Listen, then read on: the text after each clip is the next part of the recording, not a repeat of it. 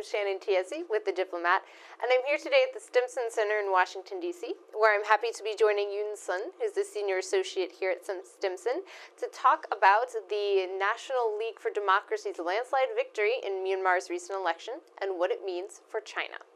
Thank you so much for joining us, Yoon.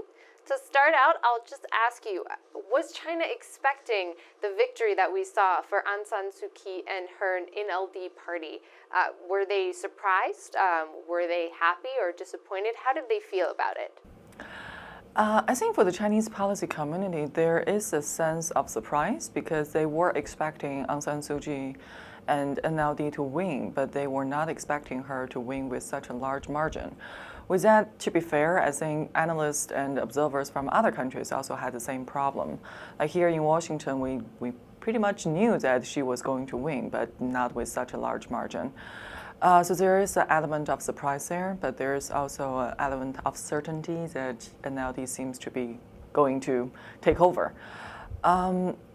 As for the impact over the bilateral relations, I think the Chinese government has made it quite clear that they're willing to work with her and work with her party, with her government, to see where they can lead this bilateral relationship to. We know that in the past 4 or 5 years, especially since Wu Denseng came into office as the president of the Myanmar's new civilian government, China has had problems in its relationship with Myanmar.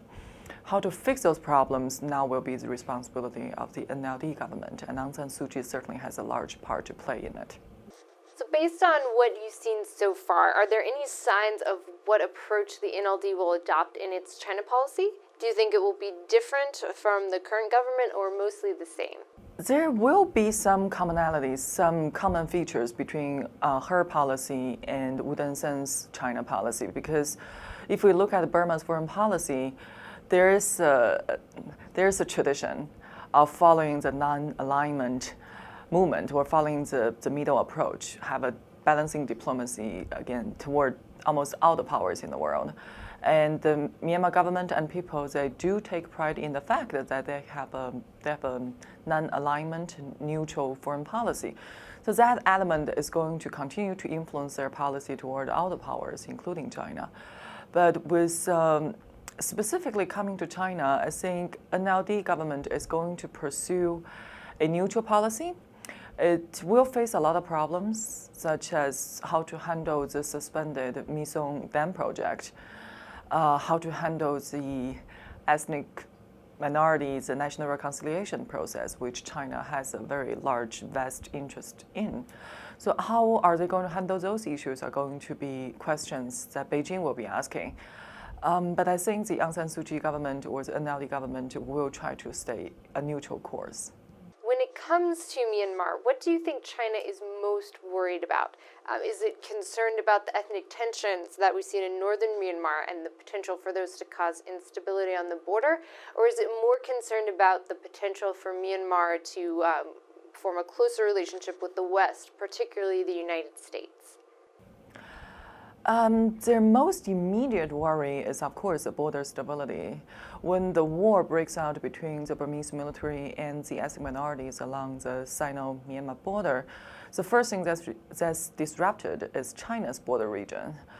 And we have seen the problems from the conflict that the Myanmar military Tatmadaw has had with the what they call Kokhan rebels this past year. The accidental bombing of the Chinese territory, the killing of Chinese civilians in the conflict. So those are the most immediate worry for the Chinese government. We've seen some concerns raised about China interfering in Myanmar's ethnic tensions. How legitimate do you think those worries are? I don't think the Chinese see them as interference per se, because it is true that how the ethnic conflict is being handled and how the ethnic conflict is proceeding have a major impact over China's core national interest. First of all, the safety of Chinese territory, and secondly, the stability of the Chinese society. So that is basically to say that how Myanmar handles the ethnic minority issue has a major impact over China's national interest. And the Chinese will argue that we don't want to interfere in your internal affairs. But look, your internal affairs keep interfering with our domestic matters. So we have to do something. You cannot expect China to just stand aside, not do anything, and just watch its border tranquility being disrupted by what's going on in Myanmar. What hope is there that the NLD government can actually bring about reconciliation and end some of these ethnic conflicts? I think there's more hope now being placed on NLD for them to bring the national reconciliation process to a successful ending. We know that in August, the national ceasefire agreement was signed, but only with 7-8 ethnic minority groups in Myanmar, so it's very incomplete. And there are specific reasons that the other groups did not sign on to that agreement. And the lack of confidence or the lack of trust for the Thein Sein government is one of the major factors that contributed to its failure to include these groups. So I think now with the incoming NLD government, the hope is certainly high because she is a popular democratic leader. She has represented the Burmese people's will, and she is supposed to, or at least the people hope that she will play the role of bringing in all the ethnic minorities to the peace process and have a successful agreement in the end. Aung San Suu Kyi made her reputation as a democracy advocate, and it's fairly obvious why that would be concerning to China. How worried are they about her controlling the party that now governs Myanmar, given her reputation as a champion for democracy? Suu Kyi has multiple identities. She is a democratic leader. She is actually a democratic icon. She is also a Nobel Peace Prize laureate. But in the past 2 to 3 years, I would say the very identity she wants to establish is that she is a politician. So do not treat her as a goddess. Treat her as a normal politician who has political agenda, who has foreign policy agenda, and who has a political interest to pursue. So if she is seen as a politician, then her China policy will be made based on a more rational course of action rather than ideology. If you look at China's neighborhood or all the 14 neighboring countries that China has, none of the countries really let ideology determine their policy toward China or the difference of political systems to have a major impact over their policy towards China. So I think if she is truly the politician she claims that she wants to be, she would not let ideology or ideological issues to interfere with her China policy. Suu Kyi has already visited China earlier this year. How did you think that visit went, and what could it tell us about the potential future of China-Myanmar relations? Well, Aung San Suu Kyi's trip to China was speculated as early as 2012. And through the past 3 years, we have occasionally, actually once in a while, you will hear the gossip in Myanmar that Aung San Suu Kyi is going to China, but the opportunity was apparently not mature back then. So this past June, she did visit Beijing along with a couple of other Chinese cities. She met with the top leader of China. She met with Xi Jinping, and they talked about the cooperation and future relations between China and Myanmar. I think for both parties, for both China and Aung San Suu Kyi, the trip filled in a blank in their relationship with each other. That starting from 2011, the Chinese ambassador and the Chinese visiting delegations in Yangon had consistently reached out to her, tried to have meetings with her. So they were trying to build a relationship. But the problem is she was never invited. She had not been invited to visit China, which is a problem if you look at how the other Burmese Myanmar politicians, including the president, the speakers of the House, and the commander-in-chief of the Myanmar army, they almost visit China every year.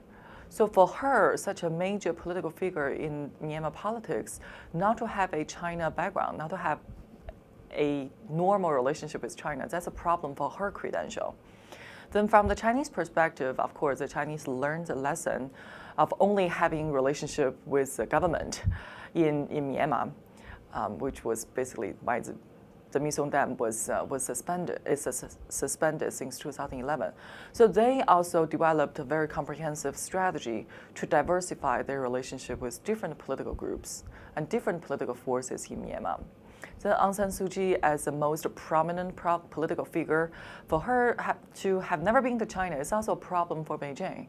So I think the trip was well managed by both sides. She did not talk about anything related to democracy or Liu Xiaobo or Dalai Lama, which was reassuring to the Chinese government. So I would say that both sides managed it pretty well. What do you think the top priorities are going to be for the NLD government as they approach their relationship with China? What are they hoping to accomplish? Coming to their relationship with China, I think the most important agenda should be normalize their relationship with China and try to normalize the bilateral relations between China and Myanmar.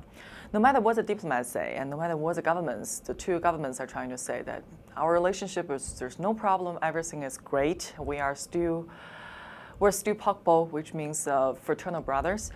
We know there are problems, and the bilateral relationship has not been normal actually, you can argue starting from 1990 or even before that. But especially after 2011, with all these problems in bilateral relations, it's not a normal relationship. So I think the most important task for her will be how to treat China normally without emotional factors, how to see China as it is, as a big power in the North that will both present challenges and opportunities to the Myanmar, not only to the society, but also to the people. And how to take full advantage of what China has to offer, and at the same time, try to avoid or minimize the cost that Myanmar has to pay. That's a very challenging task. Well, unfortunately, that's all the time we have, but thank you for talking us through the complexities of China-Myanmar relations. And thank you for tuning in. Once again, I'm Shannon Tiezi with The Diplomat.